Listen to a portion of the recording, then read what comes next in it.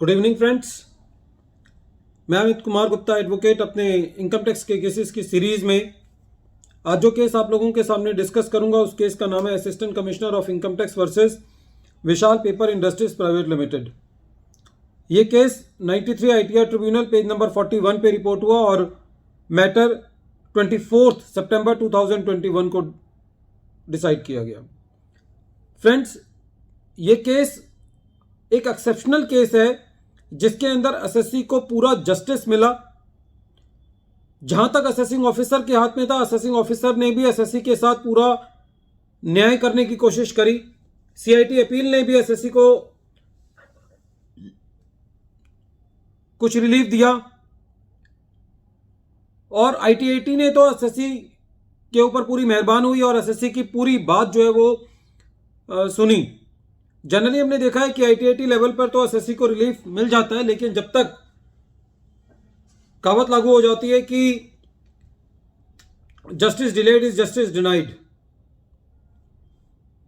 Case के facts इस तरीके से हैं। एसएससी के ऊपर बोगस परचेजेस की एलिगेशन थी।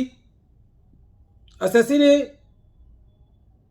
जो भी डॉक्यूमेंटेशन थी एसएससी के पास जिनसे एसएससी ने परचेजेस किया था, उन सबके बिल्स प्रोड्यूस करे, उनका लेजर प्रोवाइड किया, उनकी वैट की रिटर्न्स प्रोवाइड करी। असेसिंग ऑफिसर ने असेसमेंट के दौरान सेक्शन 131 का नोटिस भेजा। वो नोटिस जो है वो सर्व नहीं हुआ और ये रिमार्क लिख के आया कि एड्रेस जो है वो कंप्लीट नहीं है। जनरली हमने देखा है कि बोगस परचेजेस के केस में जहां पे ये एलिगेशन होता है बोगस परचेजेस का, डिपार्टमेंट असेसिंग ऑफिसर लेवल पे सारी की सारी परचेज को ऐड कर देता है और आईटीआईटी में जाकर के ये रिलीफ मिलता है कि जो जीपी का रेट है वो आप लगा दीजिए और खाली उतने का एडिशन कर दीजिए। लेकिन इस केस में असेसिंग ऑफिसर ने खाली जीपी का रेट जो है वो लगा करके या एक एडॉक एडिशन जो है वो 5% का किया एसएससी के ऊपर कि मैं सारी परचेजेस को बोगस नहीं मान रहा, 5% को बोगस मान रहा हूं। एसएससी ने अपनी असेसमेंट प्रोसीडिंग्स के दौरान ये कहा था कि साहब जो आप ये मेरे ऊपर एलिगेशन लगा रहे हैं कि मेरी ये परचेज जेन्युइन नहीं है, तो आप मुझे क्रॉस एग्जामिनेशन का जो है वो मौका दिया जाना चाहिए और मैंने अपने सारे डॉक्यूमेंटेशन दिए हैं।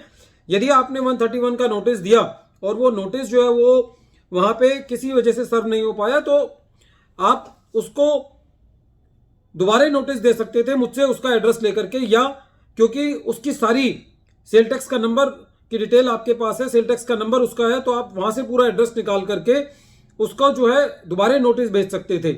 यदि खाली उसने वहां पे नोटिस सर्व नहीं हुआ उसका मतलब ये नहीं है कि वो पार्टीज जो है वो एग्जिस्ट नहीं करती, क्योंकि वो एसएससी की ये दलील थी क्योंकि वो पार्टीज अपने सारे कंप्लायंसेस को टाइम पर पूरा कर रही हैं, अपनी रिटर्न्स टाइम पे फाइल कर रही हैं, तो कोई ना कोई तो वहां पे है, तभी उनकी सारी की सारी असेसमेंट हो रही है, उनकी रिटर्न्स टाइम पे फाइल हो रही है। ये एसएससी की दलील थी।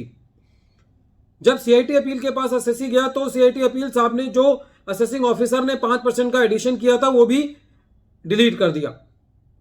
इसके अंदर एक और पॉइंट ये था कि जब एसएससी की असेसमेंट चल रही थी तो असेसिंग ऑफिसर साहब ने बैंकर से स्टॉक का डिटेल मंगाया, तो उस स्टॉक की फिगर में और जो बुक्स में स्टॉक की फिगर थी उसके अंदर डिफरेंस था। ये जर्नल हम देखते हैं। आजकल जो केसेस डिसाइड हो रहे हैं उसके अंदर जनरली जो कोर्ट्स हैं वो ये कहती हैं कि एसएससी यदि ऐसा करता है तो जो भी बढ़ा हुआ वैल्यू है वो एसएससी की एडिशन हो जाती है। लेकिन इस केस में एसएससी का एक स्ट्रॉन्ग पॉइंट ये था कि जो एसएससी ने अपनी बुक्स के अंदर वैल्यू दिखाई थी और जो बैंक को वैल्यू दिखाई थी उसमें तो डिफरेंस था, लेकिन जो क्वांटिटी थी उसमें डिफरेंस नहीं था। तो ये बात एसएससी के फेवर में गई और आईटीआईटी ने ये कहा कि खाली इस बात पे एसएससी का स्टॉक की डिफरेंशियल वैल्यू के लिए एडिशन नहीं किया जा सकता क्योंकि स्टॉक की क्वांटिटी जो है वो सेम है। जब सीआईटी अपील ने एसएससी को पूरा रिलीफ दे दिया तो डिपार्टमेंट को आईटीआईटी जाना ही था और डिपार्टमेंट जो है वो आईटीआईटी गया और आईटीआईटी ने भी एसएससी के फेवर में डिसीजन दिया, ये कहते हुए कि एसएससी जो है वो अपना पूरा जिम्मेवारी का निर्वाह कर चुका है। एसएससी ने सारी बैंक स्टेटमेंट्स दी हैं, जहां से भी परचेज किया था उनके परचेज बिल्स दिए हैं, उनकी वैट की रिटर्न सबमिट की हैं और एसएससी को क्रॉस एग्जामिनेशन का मौका नहीं दिया गया। खाली इस बेसिस पर कि 131 का नोटिस सर्व नहीं हुआ, आप एसएससी की एडिशन नहीं कर सकते। आपकी ये जिम्मेदारी थी कि आप पूरा एड्रेस लेते और फिर दोबारा जो है वो नोटिस को सर्व करने की कोशिश करते। और इस केस में ये कहा गया कि डिपार्टमेंट ने अपनी पूरी जिम्मेवारी का निर्वाह नहीं किया, पूरी इन्वेस्टिगेशन नहीं की, जिसकी सजा जो है वो एसएससी को नहीं मिलनी चाहिए, और आईटीआईटी ने सारी की सारी एडिशंस को डिलीट कर दिया, जैसा कि सीआईटी अपील साहब ने किया था। तो फ्रेंड्स, ये केस बहुत इंपॉर्टेंट है उन केसेस को डील करने के लिए जहां पे एसएससी का एडिशन जो है वो बोगस परचेजेस को लेकर के किया जाता है। एक बार फिर मैं केस का नाम रिपीट कर रहा हूं। केस का नाम है assistant commissioner of income tax versus Vishal paper industries private limited. Thank you friends.